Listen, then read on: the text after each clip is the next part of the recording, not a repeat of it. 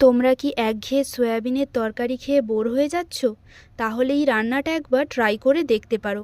প্রথমে জলে বেশ কিছুটা সয়াবিন ভিজিয়ে রাখবো, আর এদিকে কাবুলি ছোলাটাও ভিজিয়ে রেখেছিলাম। সয়াবিনগুলো ভালো করে জল ঝরিয়ে নিয়েছি। এবার কড়াইতে সর্ষের তেল গরম করে আলুগুলো ভেজে তুলে নেব। এখানে আলুটা ব্যবহার করতেও পারো, নাও করতে পারো। আবারও কড়াই তেল দিয়ে দেব গোটা জিরে, তেজপাতা, কাঁচা লঙ্কা কুচি, আদা বাটা, রসুন বাটা। একটু নেড়ে চেড়ে দিয়ে দেব পেঁয়াজ কুচি, ধনিয়া বাটা, জিরে বাটা, গরম মশলা গুঁড়ো, লঙ্কা গুঁড়ো, হলুদ গুঁড়ো, টমেটো কেচাপ।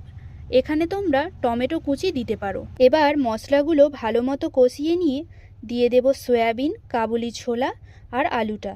তারপর মশলার সাথে সেগুলো কষাবো। এবার ঝোলের জন্য জল দিয়ে কিছুক্ষণ ফোটালেই রেডি হয়ে যাবে কাবুলি সয়া কারি। এটা তোমরা রুটি, পরোটা, লুচি সব কিছুর সাথে পরিবেশন করতে পারবে। একবার এভাবে বাড়িতে বানিয়ে দেখো, সবাই খাবে আর প্রশংসা করবে।